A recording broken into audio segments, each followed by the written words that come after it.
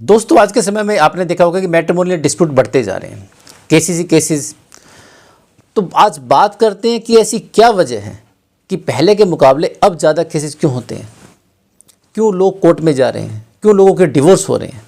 और बात करते हैं इन्हीं 7 कारणों के बारे में जिनसे हम जानेंगे कि ये डिस्प्यूट क्यों हो रहे हैं, क्या उनकी वजह है और कैसे उनका निवारण करना चाहिए। नमस्कार दोस्तों, मैं हूं एडवोकेट धीरज कुमार, को स्वागत करता हूं आज की वीडियो में। देखिए, सबसे पहला जो मेन रीज़न है जिसके कारण घर बर्बाद होते हैं वो है चरित्रहीनता, कैरेक्टर। आज के समय में जिस प्रकार से बाहर लोगों को सपोर्ट मिल रहा है, कोर्ट एजुकेशन कहे या फिर उनके बिजनेस कहें या फिर उनकी जॉब कहें, उस प्रकार से लड़के और लड़कियों को आपस में मेल मिलाप हो जाता है और जिस कारण इस चरित्रहीनता को बढ़ावा मिल रहा है और इसके कारण सबसे ज़्यादा घर बर्बाद होते हैं। लेकिन अगर आप देखते हैं कि अगर एक पति गलत होता है तो फिर भी घर कहीं ना कहीं बसा रहता है, क्योंकि उसकी वृत्ति होती है कि अगर वो बाहर गलत है तो घर पर इस चीज़ का इतना इफेक्ट नहीं डालता, उसको पता घर में बताऊंगा तो झगड़ा होगा। लेकिन अगर एक वाइफ वो गलत होती है तो नेचुरल ये होता है कि 100 में से कोई एक वाइफ हो जो इस चीज़ को छुपा पाती हो, वरना उसका बिहेवियर चेंज हो जाता है। सास ससुर की सेवा नहीं करना, उनसे लड़ना, हस्बैंड से, इसके अलावा फिजिकल नीड पूरी नहीं करना, उसको नीचा दिखाना, बदतमीजी करना, इन वजह से झगड़े ज़्यादा बढ़ जाते हैं। फिर उसको छोड़ देना, वो सोचती है कि पता नहीं मैं क्या हूँ। तो ये बहुत बड़ी चीज़ है। इसकी पहचान ये है कि आप सबसे पहले देखेंगे जो इंसान गलत होगा वो अपना मोबाइल छुपाएगा, अपना वो मोबाइल दूसरे को दिखाएगा ही नहीं, उसमें लॉक लगा के रखें, प्राइवेसी की बात करेगा, कानून की बात करेगा। तो सबसे बड़ा रीज़न यही है। आजकल जैसे ओयो रूम खुल गए हैं, लोगों को स्पेस ही मिल गया। पहले लोगों को स्पेस ही नहीं मिलता था, गाँव बसे होते थे, खेत होते थे, कहाँ जाए इंसान। अगर कहीं जाता तो इंसान पकड़ा भी जाता था। आजकल स्पेशल रूम मिल जाते हैं, होटल मिल जाते हैं, कहीं भी ले लीजिए। तो ये भी एक बहुत बड़ी वजह हो गई कि लोगों के पास स्पेस भी हो गया, समय भी मिल जाता है। पहले घर के काम से फुर्सत ही नहीं मिलती थी, अब फुर्सत ही फुर्सत है, आप कहीं भी घूमने जाइए। तो एक बहुत बड़ा रीज़न है ये, लेकिन लोग इसको समझते नहीं है। नहीं, वाइफ है मेरी, बाहर जा सकती है, कोई बात नहीं है, उसके यार दोस्त हैं, मैं भी यार दोस्तों में जाता हूँ। अरे ये यार दोस्ती तो नाश करते हैं, इस बात को लोग समझते ही नहीं है। ना ही वाइफ समझती है, ना हस्बैंड समझते हैं। भाई हस्बैंड का मोबाइल है, वाइफ का पूरा राइट उसको देखने का, चेक करने का। कीजिए चेक, क्या करना है इसके अंदर, देख लो क्या गलत है, क्या सही, किससे बातें करता हूँ। ऐसे ही वाइफ का भी होना चाहिए। प्राइवेसी क्या होती है? हस्बैंड वाइफ के बीच में क्या कोई प्राइवेसी हो सकती है? अगर प्राइवेसी है तो इसका मतलब कुछ गलत है। इस बात को समझने की सबसे ज़्यादा ज़रूरत है। शादी से पहले आप गलत रहे हैं, ठीक है, शादी होते ही पता लग जाता है, तो बाद में भी गलत होने के चांसेस हैं। अगर पहले गलत हुए तो उसकी आदत पड़ जाती है, तो बाद में शादी करने के बाद भी कहीं ना कहीं इंसान उसके लिए फिर मौके तलाश करता है। तो सबसे पहले शादी से पहले ही गलत नहीं हुआ जाए। अगर कोई गलत हो गया है तो उसके लिए कंट्रोल होना चाहिए। एक वजह यह भी कि लोग बाहर आ जाते हैं, भाई गांव में नहीं रहेंगे, शहर में रहेंगे, आज़ादी से रहेंगे, घर का काम नहीं करना पड़ेगा। लेडीज़ में खासकर होता है। शादी करने के बाद कोशिश कीजिए कि वाइफ सास ससुर के साथ रहे, उसके साथ रह करके वो आपके संस्कार सीखेगी, रहना सीखेगी। सास ससुर तो कंट्रोल भी होते हैं, जो कंट्रोल करके रखते हैं कि भी घर में कौन आता है, कौन जाता है, क्या कर रही है बहू, क्या नहीं कर रही है। लेकिन इस बात के लिए कोई ध्यान नहीं देता। तो एक बहुत बड़ी वजह यह भी है कि घर जो बर्बाद हो रहे हैं। तो कम से कम कोशिश कीजिए कि किसी को ऐसे अकेला ना छोड़ा जाए। वाइफ का पूरा राइट होना चाहिए हस्बैंड के मोबाइल को देखने का। पत्नी को भी चाहिए कि अगर वे घर से बाहर जाती है, काम करती हैं, अपने पति का सहयोग करती हैं, तो अपने बिहेवियर को भी कंट्रोल करके रखें। उनको भी चाहिए कि अगर कोई बाहर हमें अप्रोच करता है तो उससे दूर रहें। अपने पति की तरफ भी पूरी नज़र होनी चाहिए, क्योंकि औरत का जीवन ज़्यादा कठिन है। उसको अपने पति को भी देखना है, सही गलत है, उसको किचन भी देखना है, उसको अपने बच्चे भी देखने हैं, और उसके फैमिली में अगर सास ससुर है या रिश्तेदार उनको भी देखना है। हस्बैंड की लायबिलिटी लिमिटेड होती है, वाइफ की ज़्यादा होती है। तो ऐसे में वाइफ को ज़्यादा ध्यान रखने की जरूरत है। और सबसे बड़ी बात यह है कि सबसे पहले जो चरित्र का जो मुद्दा है वो औरत के ऊपर ही उठता है। उसको अपने ऊपर ज़्यादा संयम रखना चाहिए, ज़्यादा सशक्त रूप से रहना चाहिए। और अगर पति कहीं गलत है तो उस मुद्दे को उठाइए, कहिए कि वो गलत है। और अगर कहीं पत्नी गलत है तो पति को भी चाहिए उसको छुपाए ना। बहुत सारे पतियों में आदत देखी है कि पत्नी गलत होगी फिर भी नहीं, बेइज्जती हो जाएगी, किसी को बताना नहीं, उस चक्कर में और ज़्यादा गलत हो जाती है। इस चीज़ पर भी कंट्रोल होना चाहिए। आप जब तक उठाएंगे नहीं मुद्दा, कहेंगे नहीं, सबूत ला कर देंगे नहीं या कहेंगे नहीं, तो फिर लोग समझेंगे कैसे, दबाएंगे कैसे, वाइफ को भी कैसे बोलेंगे। कई बार देखा जाता है कि सास ससुर से कहा लेकिन वे लड़के का फेवर लेते हैं या अपनी बेटी का फेवर लेते हैं, ऐसा भी होता है। अगर ऐसे मुद्दे भी कहीं ऐसे उठते हैं, ऐसी बातें भी आती हैं, तो उनका समाधान कीजिए। अगर आपकी बात नहीं मानी जाती है, अगला पार्टनर नहीं मानता है, तो भी कह दीजिए ठीक है आप नौकरी छोड़कर बैठिए, चाहे उसमें पति हो चाहे पत्नी हो, भाई दूसरा जो उसका पार्टनर वो कमा लेगा। लेकिन ये चीज़ नहीं आनी चाहिए, क्योंकि इनसे घर बर्बादी होते हैं। बहुत बार मैंने देखा है कि लोग ये सोच कर छोड़ देते हैं चलो जिसको जो गलत करना वो करे, लेकिन हम अपने बच्चे को देखें, अपने जीवन में देखेंगे, बच्चे कुछ नहीं देखे जाते हैं। बच्चे भी कल को उस पार्टनर जैसे ही हो जाएंगे। आप जिनके लिए सब त्याग कर रहे हैं ना कि अपनी इच्छाओं को त्याग कर दो, अपने मन को मार लो, कल को वो बच्चों को जैसे ही बना देगा। इन चीज़ों का समाधान होना चाहिए। अगर आप इनका समाधान नहीं करते हैं तो आपका कमाई, आपका पैसा और आपके बच्चे सब बेकार हो जाएंगे। ना वो पैसा काम आएगा और ना ही वे बच्चे इतने नालायक हो जाएंगे, ना वे आपके काम आएंगे। आप देखा जाए तो अपने पैरों पर कुल्हाड़ी मारते हैं, चाहे इसमें लड़का हो, चाहे इसमें लड़की हो, चाहे पति हो पत्नी, कोई भी कुछ भी समझे। तो इस चीज़ पर संयम होना चाहिए। और सबसे बड़ी बात यह कि आपके माँ बाप की ड्यूटी होनी चाहिए इस चीज़ को देखना। ये बिल्कुल पल्ला झाड़ के बैठ जाते हैं, देखते ही नहीं है। चाहे इसमें पत्नी के माँ बाप आए चाहे पति के माँ बाप आए, उनकी ड्यूटी बनती है कि हमारे बच्चों को देखना, कहीं गलत है तो उसका समाधान करना। अगर समाधान नहीं हो सकता तो उस चीज़ को जड़ से अलग कर देना, डिवोर्स लीजिए तब। लेकिन ये चीज़ इतनी गलत है कि पूरा घर नहीं, आपका फ्यूचर, आपके बच्चों को ही बर्बाद कर देती है। तो जहाँ भी जरा सी भी चिंगारी मिले उस पर पानी डाल देना चाहिए। हमेशा इस चीज़ पर नज़र रखें कि कोई गलत तो नहीं जा रहा, चाहे इसमें पति हो चाहे पत्नी हो, पूरा कंट्रोल, पूरी नज़र होनी चाहिए, कोई प्राइवेसी नहीं होनी चाहिए। तो सबसे पहले अगर आप शादी करते हैं तो बिल्कुल स्पेस ना दें कि वाइफ है या हस्बैंड है पार्टी के लिए बाहर जा रहा है, रात के 12 बजे 2 बजे आ रहे हैं, क्यों आ रहे हैं, आपके बगैर कैसे, कोई प्राइवेसी नहीं। जाना साथ चलिए, नहीं तो जाना ही नहीं अकेले। कंट्रोल करके रखिए, माँ बाप से अलग मत होइए, सास ससुर को साथ रखिए। अगर वाइफ माँ बाप के साथ रहने से मना करती है तो कहीं ना कहीं गलत है। कहीं ऐसा भी हो जाता है कि सास ससुर का भी बिहेवियर अच्छा नहीं होता, हस्बैंड को अगर लगे कि भाई मेरी मदर का या मेरे फादर का बिहेवियर अच्छा नहीं है तो थोड़ी दूरी बनाई जा सकती है, लेकिन फिर भी कोशिश कीजिए कि वे भी आते जाते रहे। भाई बहन रिश्तेदारों को भी कंट्रोल करके रखिए। तो ये एक बहुत मेन मुद्दा है, करैक्टर। इसके कारण सबसे ज़्यादा घर बर्बाद होते हैं, क्योंकि कोर्ट में रहते तो हमको तो पता ही है, हम तो देखते हैं सबसे ज़्यादा रीजन क्या आते हैं, सबसे ज़्यादा रीजन इन्हीं के निकल कर आते हैं। नेक्स्ट आता है, जो सेकंड आता है वो आता है लड़की की कमाई खाना। एक हमारे यहाँ दिल्ली देहात में कहावत है कि बहन के घर भाई कुत्ता, ससुराल में जमाई कुत्ता, सब कुत्तों का वो सरदार जो बाप खड़ा बेटी के द्वार। मतलब बहन के घर अगर भाई आकर रहता है तो कुत्ते के समान ही है, भाई ये काम कर लो वो काम कर लो। ऐसा ही सेम टू सेम दामाद के साथ होता है, अगर वो ससुराल में जाकर रहना स्टार्ट कर दे तो। सब कुत्तों का वो सरदार जो बाप खड़ा बेटी के द्वार, मतलब कि इन सब कुत्तों में सबसे बड़ा कुत्ता वो है जो बाप अपनी बेटी के दरवाजे पे खड़ा है, मतलब उसकी कमाई खाता है। और इन चीज़ों की देखा जाए तो बाढ़ सी आई हुई है। कितने घर सिर्फ इस वजह से बर्बाद होते हैं कि पिता अपनी बेटी की कमाई खाता है, माँ अपनी बेटी की कमाई खाती है।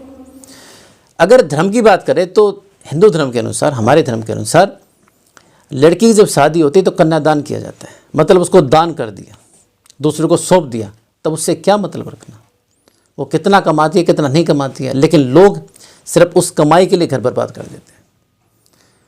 मैं तो खुद केस लड़े हुए हैं, कई केस तो मैंने ऐसे हैं जो मैंने पत्नी की तरफ से लड़े हुए हैं, और पत्नी अपना घर खुद बर्बाद कर रही है, उसके माँ बाप मिलकर कर रहे हैं।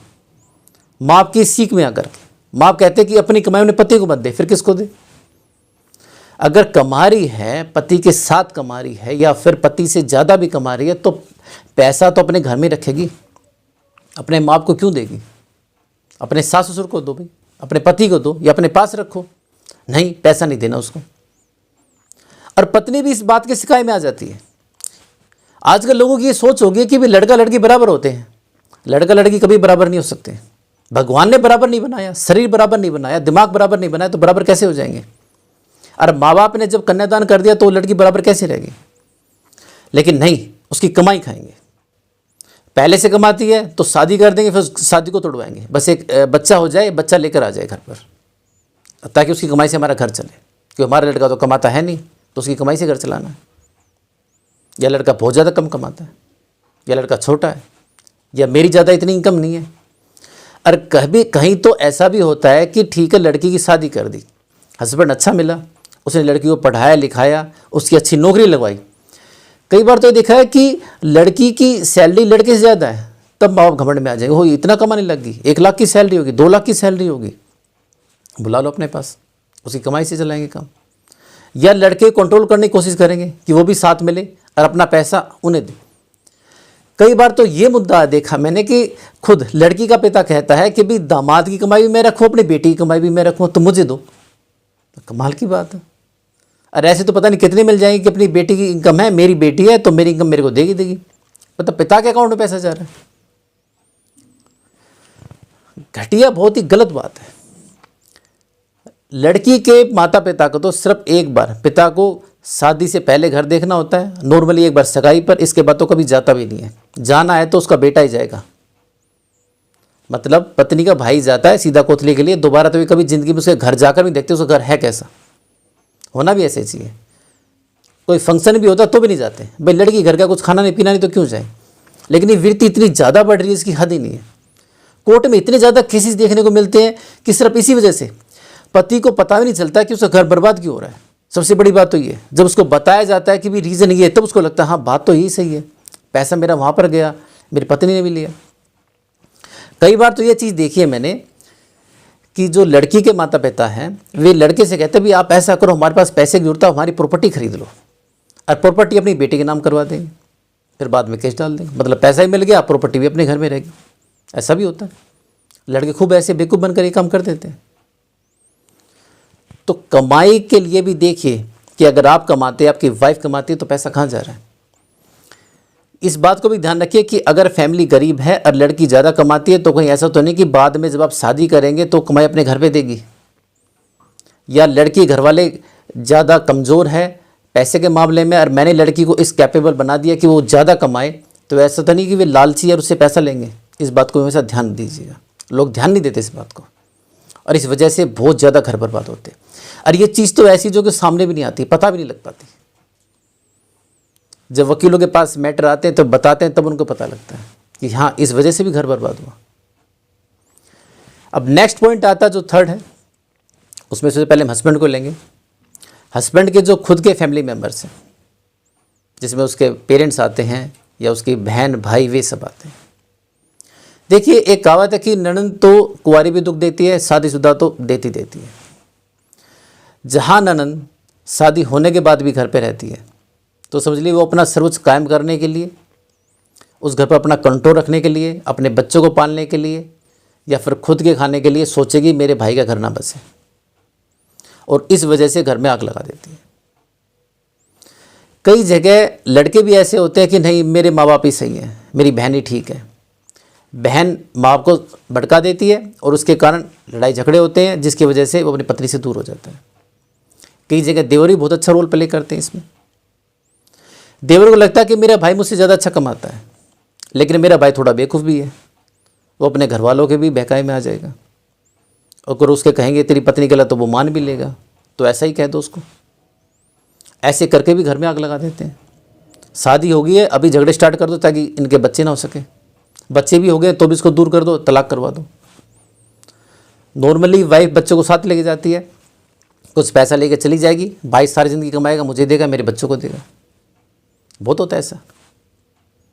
मैं यहाँ दिल्ली का ही लोकल हूँ, कुंडबा है मेरा लंबा चौड़ा, रिश्तेदार ही फैले हुए। बहुत बार ये चीज़ तो मैंने खुद देखी हुई है सामने कि ऐसे भी होते हैं।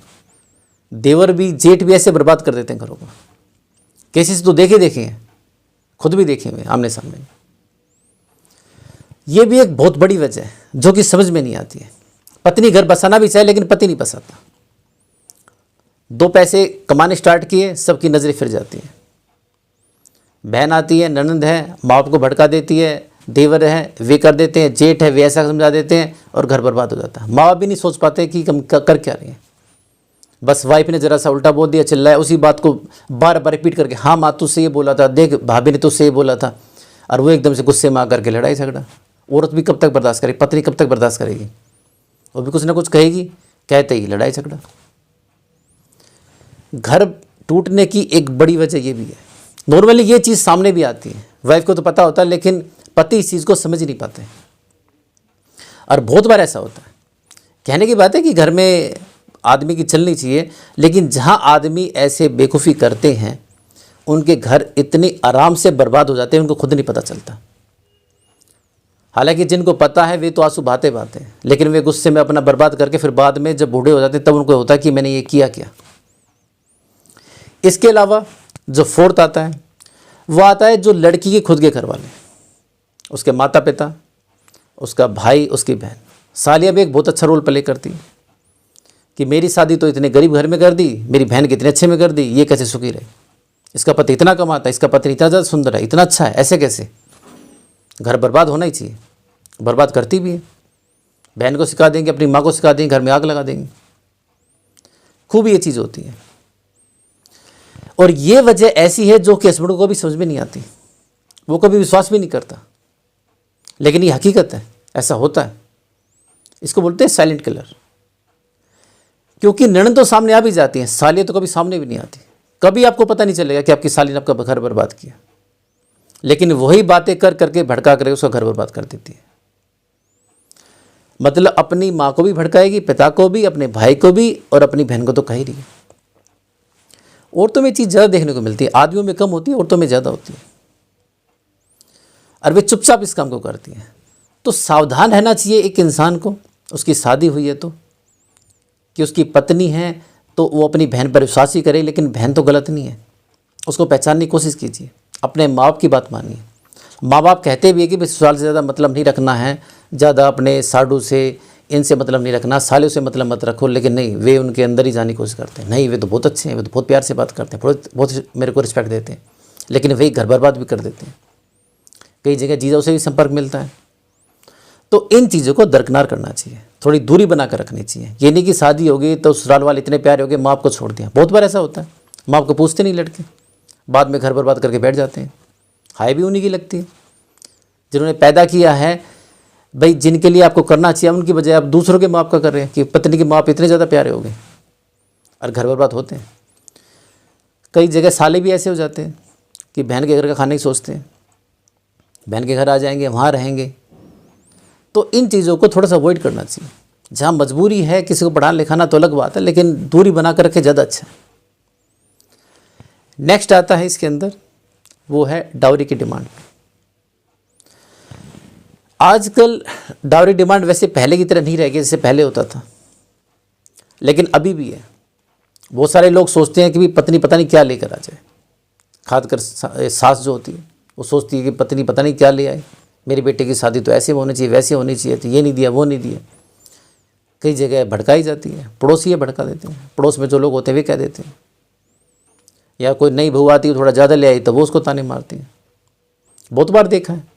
और ख़ासकर उन लड़कियों के साथ जो कि अकेली लड़की हैं, जिनका भाई नहीं है, उनको पता है कि सब कुछ हमको मिलना, तब भी सोचेंगे इसको लूट कर खा जाए। बहुत बार ऐसा होता है। ये मत सोचिए कि अकेली लड़की है, कोई लड़का नहीं है तो भी दामाद आराम से रहेगा। इसके बावजूद भी वे लूट कर खाने की कोशिश करेंगे, सोचेंगे सब कुछ लूट लो फिर इसको छोड़ दो, तलाक दो। ऐसे किस्से आपको बहुत मिल जाएंगे, बहुत ही ज़्यादा। मतलब कमी नहीं है इन चीज़ों की। तो इस बात को भी समझने की ज़रूरत है कि कहीं कोई डाउरी डिमांड तो नहीं है। अगर शादी से पहले कोई ज़रा सी भी डिमांड करे, ज़रा सा भी आपको लगे, शादी तोड़ दीजिए, मत कीजिए। लड़की वाले का मन बड़ा कच्चा होना चाहिए इन चीज़ों में। अगर उसको कहीं भी ज़रा सी भी कमी नज़र आ जाए कि भाई यहाँ गड़बड़ है, ये डिमांड कर रहे हैं, शादी मत कीजिए। लोग सोचते हैं नहीं रिश्ता हो गया, तय हो चुका है, अब शादी कर ही दे, क्या फ़र्क पड़ता है, क्या फ़र्क क्या पड़ता है, कुछ नहीं। बाद में जब कोर्ट में जाएंगे, केस लड़ेंगे, तब नहीं पड़ेगा फ़र्क। उस वक्त जो आपकी सोच है बिल्कुल गलत सोच है। इस चीज़ से आपको बचना चाहिए। तो जब भी कोई चीज़ ऐसी आए, ज़रा सी डिमांड पहले नज़र आए तो छोड़ दीजिए। बाद में भी अगर आपको नज़र आता है कि डिमांड कर रहे हैं तो अपने आप को गरीब दिखाइए, दूर दिखाइए। इस चीज़ से बचिए। बचेंगे तो सुखी रहेंगे, और नहीं तो फिर उनके चक्कर में आकर बर्बाद कर देंगे। बहुत बार ऐसा देखा है कि लड़की की गई है, वहाँ पर डिमांड कर रहे हैं, लड़के घर बसा रहे, पैसा देते चले जाते हैं। उससे कोई पैसा देने से थोड़े कुछ घर बसता है। लेकिन ये नहीं कि डिमांड नहीं है, आज भी है। लोभी लालची लोग आज भी हैं जो सोचते हैं कि मुझे दहेज और ज़्यादा मिले, लड़की की तरफ से ज़मीन बिकी है तो ज़मीन में शेयर ले लो, क्यों दो तुम्हें वे शेयर, जरूरत क्या है। लेकिन नहीं, लोग बहकाए में आ जाते हैं, घर बर्बाद कर देते हैं, बच्चे हो चुके हैं इसके बावजूद भी। और खासकर सास ससुर ज़्यादा अच्छा रोल प्ले करते हैं, कई जगह देवर भड़का देते हैं। एक केस तो ऐसा देखा जिसमें लड़की अकेली थी, इसके बावजूद देखिए हुआ क्या, देवर ने ये देखा कि भाई मेरा भाई तो बड़े अच्छे घर में चला गया, इसकी तो बड़ा अच्छा हिसाब किताब हो गया, उसके घर को ही बर्बाद कर डाला, लड़की में ये कमी वो कमी गिना गिना कर उसको डिवोर्स ही करवा डाला। बड़ा अजीब सा लगता है कि लोग कितने राक्षस प्रवृत्ति के हो जाते हैं सिर्फ अपने जरा से लालच के लिए। लेकिन इसको समझने की ज़रूरत है, पत्नी को भी और पति को भी। पत्नी को देखना चाहिए कि अगर वे लालची लोग हैं तो उनको पैसा ना दिखाया जाए, और पति को भी देखना चाहिए अपना घर देखना। मेरे को अपने माँ के बातों में आकर के लूटने की कसोटने की बात को छोड़िए, खुद को मेहनत कीजिए ना, कमाइए, किसने रोका है। कितने सारे एग्जाम्पल है जो लोग सड़क पर थे और इतने अमीर बन गए। मेहनत करना सीखिए, दूसरों के पैसे थोड़े गुजारा चलना है, लेकिन लोग नहीं सोचते। नेक्स्ट आता है इसके अंदर लोगों का बिहेवियर, कंट्रोल, और दूसरा एक घमंड जो कमाई का। आप गरीब रहे हैं, एकदम से पैसा आ गया, हस्बैंड की वृत्तियाँ बदल जाती है, करैक्टर ख़राब हो जाता है। कभी ज़िंदगी पैसा देखा नहीं, आज पैसा देखा है, पता नहीं मैं क्या हूँ, मैं क्या कर दूँगा, लड़कीबाजी में चला जाता है। इस चीज़ को हमेशा देखिए, अगर पति पैसा कमा रहा जा रहा है तो गलत तो नहीं जा रहा। ऐसे ही पत्नी भी हो जाता है, कमाते ही अपने आप को बराबर समझना शुरू कर देती है, घमंड में आ जाती है, हो मैं तो बराबर हूँ, आदमी इसकी मेरी क्या वो, मैं भी तो कमा रही हूँ। Third, behaviour. आप जो बातें करते हैं, बातें करने का तरीका होना चाहिए, खुश होकर बात कीजिए, औरतों को हंसकर खुश होकर बात करनी चाहिए। अगर आप खुश होकर बात नहीं करते हैं, हंसकर बात नहीं करते, टोंट मार के करते, तो घर भी बर्बाद होना ही होता है। दूसरा क्यों सहेगा। आज के समय में जहाँ इतने सारे ऑप्शन हैं, डिवोर्स हो रहे हैं, तो लोग सोचते हैं चल मैं भी तलाक ले लूँ, इसका तो बिहेवियर बहुत बेकार है। मतलब आप अच्छे इंसान हैं, आपका करैक्टर सही है, आप कमाते भी है, ध्यान भी रखते हैं, लेकिन आपका बिहेवियर खराब है तो वो चीज़ भी दुख देती है। कंट्रोल करने की कोशिश कीजिए।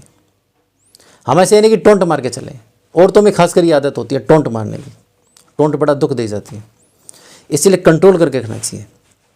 क्योंकि आप शादी करके दूसरे घर पे आएंगे, वो शादी करके आपके घर नहीं आए, आपको अपना बिहेवियर ज़्यादा अच्छा रखना चाहिए। कई जगह आपको सुनने को मिल जाता है कि भाई ननंद कह रही है, सास कह रही है, चुप रह ली, थोड़ा सुन लीजिए, क्या फ़र्क पड़ेगा, कल को आपके बच्चे हो जाएंगे, आपको ज़्यादा मजबूत हो जाएगी, इसके बाद आप लड़िए, कहिएगा, थोड़ा सुन भी लिए तो क्या फ़र्क पड़ेगा। लेकिन बिहेवियर अच्छा रहना चाहिए, हंसकर मुस्कुराकर नॉर्मल बात कीजिए। ऐसे हस्बैंड को भी होना चाहिए, ये बिहेवियर सही रखें। बिहेवियर ही बहुत ज़्यादा महत्वपूर्ण है। इसके अलावा कंट्रोल। देखिए, अगर हम हस्बैंड शादी करके पत्नी के घर जाएं, पत्नी अगर बारात लेकर हमको लेने आए, तो हम क्या करेंगे। हम भी सोचेंगे पत्नी मेरे कंट्रोल में रहे, क्योंकि मैं उसके घर जा रहा हूँ, मुझे उसके घर पे रहना है, फिर बाकी लोगों को भी अपने कंट्रोल में रखूँ। तो लाजिमी एक औरत नहीं सोचेगी, वो भी सोचेगी कि अपने पति जिसके पास में आई हूँ, क्योंकि वो तो फिजिकली भी वीक है, उसको कंट्रोल में करके रखो, उसको गुलाम बनाओ, घर वालों को भी अपने कंट्रोल में लो। ये नेचुरल है। अगर हम पतियों के साथ भी ऐसा होता, हम भी शादी कर जाते तो सेम टू सेम ही सोचते हैं। तो पत्नी सोच रही तो क्या गलत है, लेकिन कंट्रोल करके रखना है आपको भी और आपकी पत्नी को भी। मैं नहीं कहता कि पति गुलाम हो जाए, नहीं, बिल्कुल नहीं होना। गुलाम हो जाएंगे तो घर बर्बाद है, गुलाम आपको नहीं बनना है।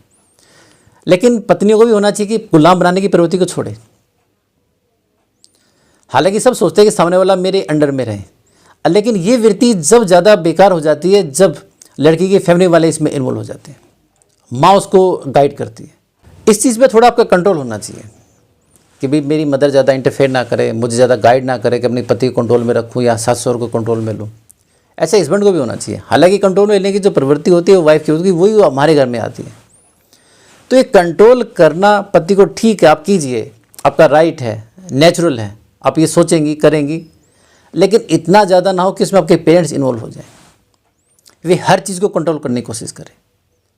पति से अपनी बात मनवाइए, इसमें कोई बुराई नहीं है, लेकिन पति को मजबूर मत कीजिए कि वो हर चीज़ आपको बताए, आपके पेरेंट्स को बताए।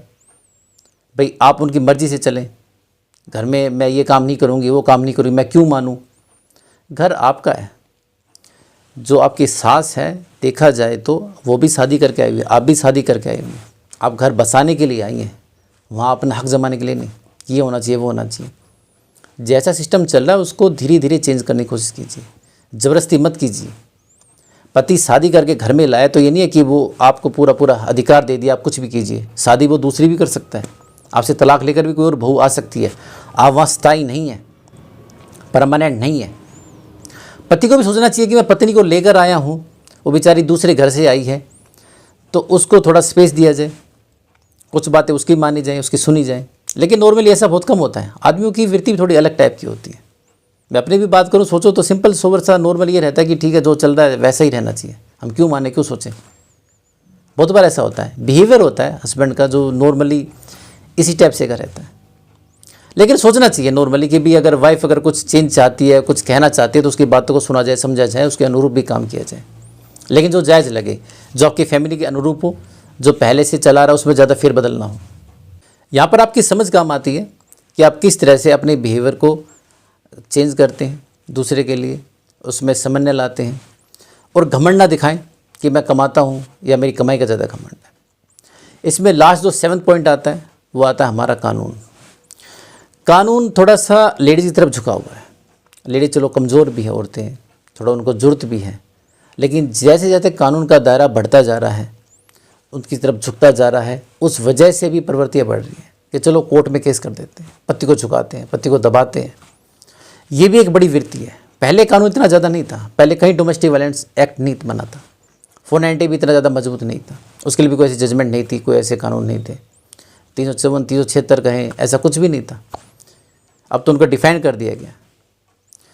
तो ये भी एक प्रवृत्ति है जिसके कारण लोग सोचते हैं कि चलो 490 में कंप्लेंट कर देते हैं, एफआईआर तो होगी होगी। पहले नहीं होती थी कि एफआईआर होनी 100%, अब होनी है, हो ही जाएगी। पति घर वालों के ऊपर एलिगेशन लगाते हैं। तो जब इंसान को सहारा मिल जाता तो ज़्यादा आगे बढ़ता है।